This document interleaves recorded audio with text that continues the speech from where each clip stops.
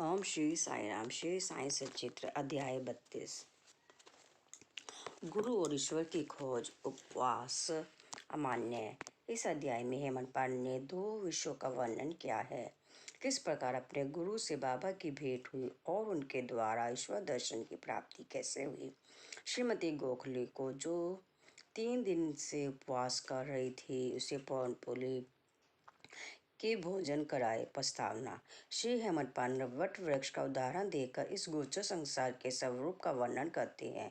गीता के अनुसार वट वृक्ष की जड़ें ऊपर और शाखा नीचे की ओर फैली हुई हैं। मूलबद्ध शाखाम गीता 15वां अध्याय श्लोक 1। इस वृक्ष के गुण पोषक और अंकुर इंद्रियों के भोग्य पदार्थ हैं। जड़ें जिनका करणीभूत कर्म है वे सृष्टि के मानवों की ओर फैली हुई हैं। इस वृक्ष की रचना बड़ी ही विचित्र है। ना तो इसके आकार उद्गम और अंत का ही भान होता है और ना ही इसके आश्रय का। इस कठोर जड़ वाले संसार रूपी वृक्ष को वैराग्य के अमोघ शास्त्र द्वारा नष्ट करने के हेतु किसी बाह्य मार्ग का अवलंबन करना अत्यंत आवश्यक है, ताकि इस आशा संसार में आवागमन से मुक्ति प्राप्त हो। इस पथ पर अग्रसर होने के लिए किसी योग्य दिग्दर्शक गुरु की नितांत आवश्यकता है। चाहे कोई कितना ही वेदांत अथवा वेद और वेदांत में पारंगत क्यों न हो, वह अपने निर्दिष्ट स्थान पर नहीं पहुंच सकता जब तक कि उसकी सहायता कोई योग्य पथ प्रदर्शक न मिल जाए, जिसके पद चिन्हों का अनुसरण करने से ही मार्ग में मिलने वाले गड्ढों, कंदकों तथा हिंसक प्राणियों के भय से मुक्त हुआ जा सकता है और इस विधि से ही संसार यात्रा सुगम तथा कुशलतापूर्वक पूर्ण हो सकती है। इस विषय में बाबा का अनुभव जो उन्होंने स्वयं बतलाया वास्तव में आश्चर्यजनक है। यदि हम उसका ध्यानपूर्वक अनुसरण करेंगे तो हमें निश्चय ही श्रद्धा, भक्ति और मुक्ति प्राप्त होगी। अन्वेषण। एक समय हम 4 सहयोगी मिलकर धार्मिक एवं अन्य पुस्तकों का अध्ययन कर रहे थे। इस प्रकार प्रबुद्ध होकर हम लोग ब्रह्म के मूल स्वरूप पर विचार करने लगे। एक ने कहा कि हमें स्वयं की ही जागृति करनी चाहिए, दूसरे पर निर्भर रहना हमें उचित नहीं है। इस पर दूसरे ने कहा कि जिसने मनोनिग्रह कर लिया है वह धन्य है। हमें अपने संकीर्ण विचारों व भावना से मुक्त होना चाहिए, क्योंकि इस संसार में हमारे अतिरिक्त और कुछ भी नहीं है। तीसरे ने कहा कि यह संसार सदैव परिवर्तनशील है, केवल निराकार ही साक्षात है, अतः हमें सत्य और असत्य में विवेक करना चाहिए। तथा चौथीसवें बाबा ने कहा कि केवल पुस्तक के ज्ञान से कोई लाभ नहीं है, हमें तो अपना कर्तव्य करते रहना चाहिए। दृढ़ विश्वास और पूर्ण निष्ठापूर्वक हमें अपना तन, मन, धन और पंच प्राणादि सब व्यापक गुरुदेव को अर्पण कर देना चाहिए। गुरु भगवान है, सबका पालनहार है। इस प्रकार वाद विवाद के उपरांत हम चारों सहयोगी वन में ईश्वर की खोज को निकले। हम 4 वेदांत बिना किसी से सहायता लिए केवल अपनी स्वतंत्र बुद्धि से ही ईश्वर की खोज करना चाहते थे। मार्ग में हमें एक बंजारा मिला, जिसने हम लोगों से पूछा कि हे सज्जनों, इतनी धूप में आप लोग किस प्रकार और प्रस्थान कर रहे हैं। प्रत्युत्तर में हम लोगों ने कहा कि वन की ओर। उसने पुनः पूछा कि यह तो बतलाइए कि वन की ओर जाने का क्या उद्देश्य है। हम लोगों ने उसे टालमटोल वाला उत्तर दे दिया। हम लोगों को निर्दय संगत भयानक जंगलों में भटकते देखकर उसे दया आ गई। तब उसने अति विनम्र होकर हम लोगों से निवेदन किया कि आप अपनी गुप्त खोज का हेतु चाहे मुझे न बतलाइए, किंतु मैं प्रत्यक्ष देख रहा हूँ कि मध्याह्न के प्रचंड मादंड में की तीव्र किरणें की उष्णता से आप लोग अधिक कष्ट पा रहे हैं। कृपया यहाँ पर कुछ क्षण विश्राम कर जलपान कर लीजिए। आप लोगों का सहृदय तथा होना चाहिए। बिना पथ प्रदर्शक के इस अपरिचित भयानक वन में भटकने फिरने से कोई लाभ नहीं। यदि आप लोगों की तीव्र इच्छा ऐसी ही है तो कृपया किसी योग्य पथ प्रदर्शक को साथ ले लें। उसकी विनम्र प्रार्थना पर ध्यान न देकर हम लोग आगे बढ़े। हम लोगों ने विचार किया कि हम स्वयं ही अपना लक्ष्य प्राप्त करने में समर्थ हैं। तब फिर हमें किसी के सहारे की आवश्यकता नहीं है। जंगल बहुत विशाल और पदहीन था। वृक्ष इतने ऊंचे और घने थे कि सूर्य की किरणों का भी वहां पहुंच सकना कठिन था। परिणाम यह हुआ कि हम मार्ग भूल गए और बहुत समय तक यहाँ वहाँ भटकते रहे। भाग्यवश हम लोग उसी स्थान पर पुनः जा पहुंचे जहाँ से पहले प्रस्थान किया था। तब भी वही बंजारा हमें पुनः मिला और कहने लगा कि आपने चातुर्य पर विश्वास कर आप लोगों को पथ की विस्मृति हो गई है। पत्य कार्य में चाहे वह बड़ा हो या छोटा हो, मार्ग प्रदर्शक दर्शक आवश्यक है। ईश्वर प्रेरणा के अभाव में सत्पुरुषों से भेंट होना संभव नहीं। भूखे रहकर कोई कार्य पूर्ण नहीं हो सकता। इसलिए यदि कोई आग्रहपूर्वक भोजन के लिए आमंत्रित करे तो उसे अस्वीकार ना करो। भोजन तो भगवान का प्रसाद है, उसे टुकराना उचित नहीं। यदि कोई भोजन के लिए आग्रह करे तो उसे अपनी सफलता का प्रतीक जानो। इतना कहकर उसने भोजन करने का पुनः अनुरोध किया। फिर भी हम लोगों ने उसके अनुरोध की अपेक्षा कर भोजन करना अस्वीकार कर दिया। उसके सरल और गौण उपदेशों की परीक्षा किए बिना ही मेरे 3 साथियों ने आगे को प्रस्थान कर लिया। अब पाठक ही अनुमान करें कि वे लोग कितने अहंकारी थे। मैं शुद्धा और तृषा से अत्यंत व्याकुल था कि बंजारे के अपूर्ण प्रेम ने भी मुझे आकर्षित कर लिया। यद्यपि हम लोग अपने को अत्यंत विधान समझते थे, परंतु दया एवं कृपा किसे कहते हैं उससे सर्वथा अनभिज्ञ ही थे। बंजारा था तो एक शूद्र, अनपढ़ और गंवार, परंतु उसके हृदय में महान दया थी, जिसने बड़ा बार भोजन के लिए आग्रह किया। जो दूसरों पर निस्वार्थ प्रेम करते हैं, सचमुच में वे ही महान है। मैंने सोचा कि इसका आग्रह स्वीकार कर लेना ज्ञान प्राप्ति के हेतु शुभ आह्वान है, और मैंने इसी कारण उसके दिए हुए रूखे सूखे भोजन को आदर व प्रेम पूर्वक स्वीकार कर लिया। क्षुधा निवारण होते ही क्या देखता हूँ कि गुरुदेव तुरंत ही समक्ष प्रकट हो गए और प्रश्न करने लगे कि यह सब क्या हो रहा था। घटित घटना मैंने तुरंत ही उन्हें सुना दी। उन्होंने आश्वासन दिया कि मैं तुम्हारे हृदय की समस्त इच्छाएं पूर्ण कर दूंगा, परंतु जिसका विश्वास मुझ पर होगा सफलता केवल उसी को प्राप्त होगी। मेरे 3 सहयोगी तो उनके वचनों पर अविश्वास कर वहां से चले गए। तब मैंने उन्हें आदर सहित प्रणाम किया और उनकी आज्ञा मानना स्वीकार कर लिया। तत्पश्चात वे मुझे एक कुएं के समीप ले गए और रस्सी से मेरे पैर बांधकर मुझे कुएं में उल्टा लटका दिया। मेरा सिर नीचे और पैर ऊपर को थे। मेरा सिर जल से लगभग 3 फुट की ऊंचाई पर था, जिससे ना मैं हाथों के द्वारा जल को छू सकता था और ना ही मुंह में ही उसके जा सकने की कोई संभावना थी। मुझे इस प्रकार उल्टा लटका कर वे न जाने कहाँ चले गए। लगभग 4-5 घंटों के उपरांत वे लौटे और उन्होंने मुझे शीघ्र ही कुएं से बाहर निकाला। फिर वे मुझसे पूछने लगे कि तुम्हें वहाँ कैसा प्रतीत हो रहा था। मैंने कहा, मैं परम आनंद का अनुभव कर रहा था। मेरे समान मूर्ख प्राणी भला ऐसे आनंद का वर्णन कैसे कर सकता है। मेरा उत्तर सुनकर मेरे गुरुदेव अत्यंत ही प्रसन्न हुए और उन्होंने मुझे अपने हृदय से लगाकर मेरी प्रशंसा की और मुझे अपने संग ले लिया। एक चिड़िया अपने बच्चों का जितना ही सावधानी से लालन पालन करती है, उसी प्रकार उन्होंने मेरा भी पालन किया। उन्होंने मुझे अपनी शाला में स्थान दिया। कितनी सुंदर थी वह शाला। वहाँ मुझे अपने माता पिता की भी विस्मृति हो गई।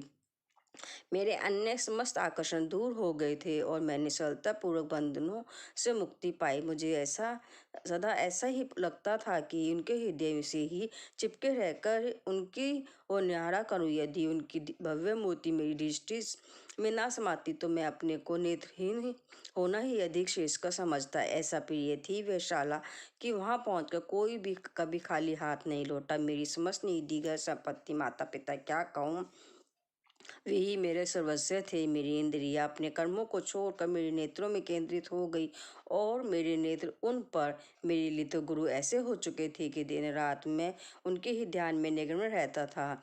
मुझे किसी भी बात की सुध न थी। इस प्रकार ध्यान और चिंतन करते हुए मेरा मन और बुद्धि स्थिर हो गई। मैं स्तब्ध हो गया और उन्हें मानसिक प्रणाम करने लगा। अन्य और आध्यात्मिक केंद्र हैं जहाँ एक भिन्न ही दृश्य देखने में आता है। साधक वह ज्ञान प्राप्त करने को जाता है तथा द्रव्य और समय का अपव्यय करता है, कठोर परिश्रम भी करता है, परंतु अंत में उसे पश्चाताप ही हाथ लगता है। वहाँ गुरु अपने गुप्त ज्ञान भंडार का अभिमान प्रदर्शित करते हैं और अपने को निष्कलंक बतलाते हैं। वे अपनी पवित्रता और शुद्धता का अभिनय तो करते हैं, परंतु उनके अंतःकरण में दया लेश मात्र भी नहीं होती। वे उपदेश अधिक देते हैं और अपनी कीर्ति का स्वयं ही गुणगान करते हैं, परंतु उनके शब्द हृदय वेदी नहीं होते, इसीलिए साधक को संतोष प्राप्त नहीं होता। जहाँ तक आत्मदर्शन का प्रश्न है, वे उससे कोसों दूर होते हैं। इस प्रकार के केंद्र साधकों को उपयोगी कैसे सिद्ध हो सकते हैं और उनसे किसी उन्नति की आशा कोई कहाँ तक कर सकता है। जिन गुरु के श्री चरणों का मैंने अभी वर्णन किया है, वे भिन्न प्रकार के ही होते थे। केवल उनकी कृपा दृष्टि से मुझे स्वतः ही अनुभूति प्राप्त हो गई तथा मुझे ना कोई प्रयास और ना ही कोई विशेष अध्ययन करना पड़ा। मुझे किसी भी वस्तु की खोजने की आवश्यकता नहीं पड़ी, वरन प्रत्येक वस्तु मुझे दिन के प्रकाश के समान उज्जवल दिखाई देने लगी। केवल मेरे वे गुरु ही जानते हैं किस प्रकार उनके द्वारा कुएं में मुझे उल्टा लटकाना मेरे लिए परमानंद का कारण सिद्ध हुआ।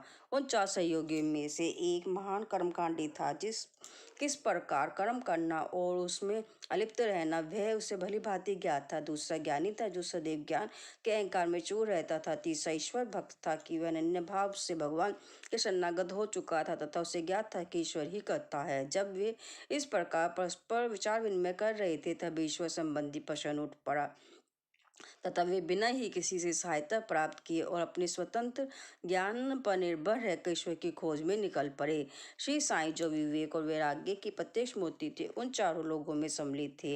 यहाँ कोई शंका कर सकता है कि जब साईं स्वयं ही ब्रह्म के अवतार थे, तब वे उन लोगों के साथ क्यों सम्मिलित हुए और क्यों उन्होंने इस प्रकार अद्वितीयपूर्वक आचरण किया। जन कल्याण की भावना से प्रेरित होकर ही उन्होंने ऐसा आचरण किया, स्वयं अवतार होते हुए भी, और यह दृढ़ धारणा कर ही कि अन्न ही बड़ा है। उन्होंने एक शुद्ध बंजारे के भोजन को सहज स्वीकार कर लिया तथा बंजारे के भोजन के आग्रह की अपेक्षा करने की और बिना गुरु के ज्ञान प्राप्त करने वालों की क्या दशा होती है, इसका उनके समक्ष एक उदाहरण प्रस्तुत किया। श्रुति थे यह उपनिषद का कथन है कि हमें माता पिता तथा गुरु का आदर सहित पूजन कर धार्मिक ग्रंथों का अध्ययन करना चाहिए। ये चित्त शुद्धि के मार्ग है और जब तक चित्त की शुद्धि नहीं होती तब तक आत्मानुभूति की आशा व्यर्थ है। आत्मा इंद्रियों, मन और बुद्धि के परे है। इस विषय में ज्ञान और तर्क हमारी कोई सहायता नहीं कर सकते। केवल गुरु की कृपा से ही सब कुछ संभव है। धर्म, अर्थ और काम की प्राप्ति अपने प्रयत्न से हो सकती है, परंतु मोक्ष की प्राप्ति तो केवल गुरु कृपा से ही संभव है। श्री साईं के दरबार में तरह तरह के लोगों का दर्शन होता था। देखो, ज्योतिषी लोग आ रहे हैं और भविष्य का बखान कर रहे हैं। दूसरी ओर राजकुमार, श्रीमान, संपन्न और निर्धन सन्यासी, योगी और गवेये दर्शनार्थ चले आ रहे हैं। यहाँ तक कि एक अतिशोत भी दरबार में आता है और प्रणाम करने के पश्चात कहता है कि साईं ही मेरे माँ या बाप हैं और वे ही मेरे जन्म मृत्यु के चक्र से छुटकारा कर देंगे। और भी अनेकों तमाशा करने वाले, कीर्तन करने वाले, अंधे, पंगु, नागपंथी, नृतक व अन्य मनोरंजन करने वाले दरबार में आते थे, जहां उनका उचित मान किया जाता था। और इसी प्रकार उपयुक्त समय पर वह बंजारा भी प्रकट हुआ और जो अभिनय उसे सौंपा गया था उसने उसको पूर्ण किया। हमारे विचार से कुएं में 4-5 घंटे उल्टे लटके रहना इस सामान्य घटना नहीं समझना चाहिए, क्योंकि ऐसा कोई बल्ला ही पुरुष होगा जो इस प्रकार और अधिक समय तक रस्सी से लटकाए जाने पर कष्ट का अनुभव न कर परमानंद का अनुभव करे। इसके विपरीत उसे पीड़ा होने की अधिक संभावना है। ऐसा प्रतीत होता है कि समाधि अवस्था का ही यहाँ चित्रण किया गया है। आनंद 2 प्रकार के होते हैं, प्रथम ऐनिक और द्वितीय आध्यात्मिक। ईश्वर ने हमारी इंद्रियों व तन मन की प्रवृत्तियों की रचना भयमुखी की है, और जब इंद्रिय और मन अपने विषय पदार्थों में संलग्न होती हैं तब हमें इंद्रिय चैतन्य प्राप्त होती है, जिसके फलस्वरूप हमें सुख या दुख का, पृथक या दोनों का सम्मिलित अनुभव होता है और ना कि परमानंद का। जब इंद्रिय और मन को उनके विषय पदार्थों से हटाकर अंतर्मुख कर आत्मा पर केंद्रित किया जाता है तब हमें आध्यात्मिक बोध होता है, और उस समय के आनंद का मुख से वर्णन नहीं किया जा सकता। मैं परमानंद में था तथा उस समय का वर्णन मैं कैसे कर सकता हूँ। इन शब्दों में ध्यानित होता है कि गुरु ने उन्हें समाधि अवस्था में रखकर चंचल इंद्रियों और मन रूपी जल से दूर रखा। उपवास और श्रीमती गोखले। बाबा ने स्वयं कभी उपवास नहीं किया और न ही उन्होंने दूसरों को करने दिया। उपवास करने वालों का मन कभी शांत नहीं रहता, तब उन्हें परमात्मा की प्राप्ति कैसे संभव है? प्रथम आत्मा की तृप्ति होना आवश्यक है। भूखे रहकर ईश्वर की प्राप्ति नहीं हो सकती। यदि पेट में कुछ अन्न की शीतलता ना हो तो हम कौन सी आंख से ईश्वर को देखेंगे, किस जिह्वा से उनकी महानता का वर्णन करेंगे और किन कानों से उसको श्रवण करेंगे? सारांश यह है कि जब समस्त इंद्रियों को यथेष्ट भोजन व शांति मिलती है तब तथा जब वे बलिष्ठ रहती हैं तब ही हम भक्ति और ईश्वर प्राप्ति की अन्य साधनाएं कर सकते हैं। इसलिए ना तो हमें उपवास करना चाहिए और ना ही अधिक भोजन में संयम रखना और शरीर और मन दोनों के लिए उत्तम है। श्रीमती काशीबाई कानेटकर श्री साईं बाबा की एक भक्त वे से परिचय पत्र लेकर श्रीमती गोखले द्वारा केलकर के समीप शिरडी को आई। वे यह दृढ़ निश्चय करके आई थी कि बाबा के श्री चरणों में बैठकर 3 दिन उपवास करूंगी। उनके शिरडी पहुंचने के एक दिन पूर्व ही बाबा ने दादा केलकर से कहा कि मैं शिमगा होली के दिनों में अपने बच्चों को भूखा नहीं देख सकता हूँ। यदि उन्हें भूखा रहना पड़ा तो मेरे यहाँ वर्तमान होने का लाभ ही क्या है? दूसरे दिन जब वह महिला दादा केलकर के साथ मस्जिद में जाकर बाबा के चरण कमलों के समीप बैठी तो तुरंत बाबा ने कहा, उपवास की आवश्यकता ही क्या है? दादा भट्ट के घर जाकर पूरन पोली तैयार करो और अपने बच्चों को खिलाओ, स्वयं खाओ। वे होली के दिन थे और इस समय श्रीमती केलकर मासिक धर्म से थी। दादा भट्ट के घर में रसोई बनाने के लिए कोई न था और इसलिए बाबा की युक्ति बड़ी सामयिक थी। श्रीमती गोखले ने दादा भट्ट के घर जाकर भोजन तैयार किया और दूसरों को भोजन कराकर स्वयं भी खाया। कितनी सुंदर कथा है और कितनी सुंदर उसकी शिक्षा। बाबा के सरकार। बाबा ने अपने बचपन की एक कहानी का इस प्रकार वर्णन किया है। जब मैं छोटा था तब जीविकोपार्जन में बीरगांव आया। वहाँ मुझे जरी का काम मिल गया और मैं पूर्ण लगन व उम्मीद से अपना काम करने लगा। मेरा काम देखकर सेठ बहुत ही प्रसन्न हुआ। मेरे साथ 3 लड़के और भी काम करते थे। पहले का काम 50 रुपये, दूसरे का 100 रुपये तथा तीसरे का 150 रुपये का हुआ। मेरा काम उन तीनों से दुगना हो गया। मेरी चतुराई से देखकर सेठ बहुत ही प्रसन्न हुआ। वह मुझे अधिक चाहता था तथा मेरी प्रशंसा भी करता रहता था। उसने मुझे एक पूरी पोशाक प्रदान की जिसमें सिर के लिए एक पगड़ी और शरीर के लिए एक शेला भी थी। मेरे पास वह पोशाक वैसी ही रखी रही। मैंने सोचा कि जो कुछ मनुष्य निर्मित है वह नाशवान और अपूर्ण है, परंतु जो कुछ मेरे सरकार द्वारा प्राप्त होगा वही अनंत तक रहेगा।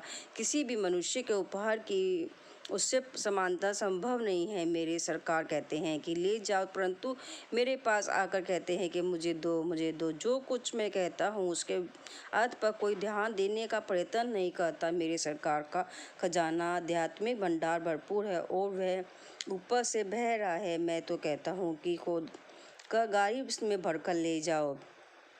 जो सच्ची माँ का लाल होगा उसे स्वयं ही भरना चाहिए। मेरे फकीर की कला, मेरे भगवान की लीला और मेरे सरकार का बता सर्वथा आदित्य है। मेरा क्या शरीर है? शरीर मिट्टी में मिलकर सारे भूमंडल में व्याप्त हो जाएगा तथा फिर यह अवसर कभी प्राप्त ना होगा। मैं चाहे कहीं जाता हूँ या कहीं बैठता हूँ परंतु माया फिर भी मुझे कष्ट पहुँचाती है। इतना होने पर भी मैं अपने भक्तों के कल्याणार्थ सदैव उत्सुक ही रहता हूँ। जो कुछ भी कोई करता है एक दिन उसका फल उसको अवश्य प्राप्त होगा और जो मेरे इन वचनों को सम्मान रखेगा उसे मौलिक आनंद की प्राप्ति होगी। श्री सद्गुरु साईनाथ परमस्तु शुभम भवन। ओम श्री साईं।